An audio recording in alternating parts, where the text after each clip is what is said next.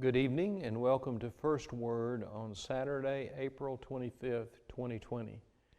We're glad that you have shared with us again this evening. The question that I am most often asked is, when can we come back in the church building? When will we be having services together again? I wish that I had an answer for you, and I've had this discussion with many other pastors. I have read information from other Baptist conventions, the Tennessee Baptist Mission Board and others, and all are offering suggestions and many are valuable. But at some point, the leadership of this church will discuss and think and pray about what is the right time to open the doors. It will be a time when I feel that it is absolutely as safe as we can possibly be, and we will enjoy being together again. As a matter of fact, some days ago, we were talking about what would that first Sunday be like, and we made up some fantastic things we were going to do that day. We were going to do everything that you've ever done in a Baptist church. We were going to pack the house. We were going to have a revival. We were going to have communion. We were going to have a dinner on the grounds. We were going to do everything you could do. We were going to stay all day. It was going to be fantastic, and it will. That day will come. Until then, I appreciate that we have the opportunity to share this way, and the offer is always there. If you have a need, I'm glad to talk with you. Others are glad to talk with you. You can call my home, you can call the church, and I will receive your call.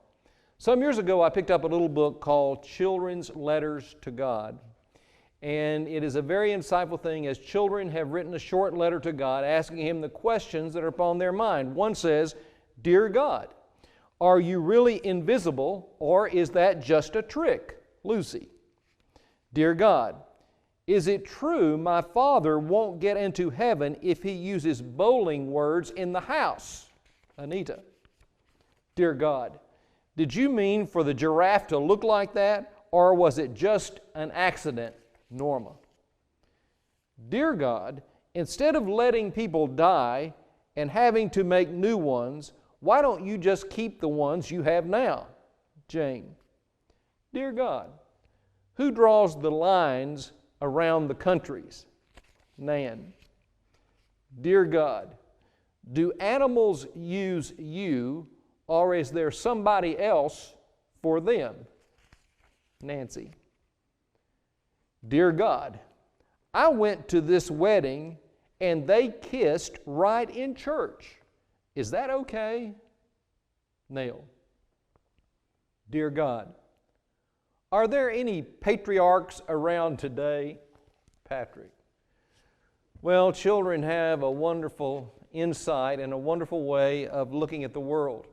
Years ago, my father said if he had known that grandchildren were so great, he would have had them first. And I certainly understand that statement, and I am enjoying seeing the world through the eyes of children and hearing their thoughts about how the world is working and how they are working in the world, and it is a joy and a blessing. But there's a part of us, while God does not want us as mature believers to be childish, there's a part of us that should always be childlike as we come before God. In chapter 18 of the Gospel of Matthew, Jesus called a child, and He set the child before Him, and He said, "Truly, truly, I say to you, unless you are converted and become like children, you will not enter the kingdom of heaven. Whoever humbles himself as this child, he is greatest in the kingdom of heaven. And whoever receives one such child in my name receives me." In other words, there's a part of being childlike that makes us very receptive to God. I've talked to a lot of children about God over the years, and I've discovered an openness and a readiness to believe. They are ready to say, yes, I believe that I have done things that are wrong before God, and yes, I believe that God sent His Son, and yes, I believe in Him, and I want to be one of His children, and it's a wonderful thing to hear. And I've noticed as we get older, we're not as ready to admit to God that we've done things that are wrong, we have done things that are sinful, and we need God's forgiveness. We become a little more defensive about that. And I know that God must stand back and look at us on what we think is our mature wisdom and all of our wonderful insights, And God must have a holy, H-O-L-Y, laugh as He listens to us. And yet He loves us and cares for us, and He calls us His children. And He says, don't be childish, but if you would just be childlike in your response, in your confession, in your longing for God, in your wanting to walk in the relationship with me, just be childlike. And God will bless, and God will encourage, and God will honor. Until in the morning at 9:30, we pray you have a blessed evening and day, and we will look forward to seeing you tomorrow morning in worship. Thank you for sharing with us this evening.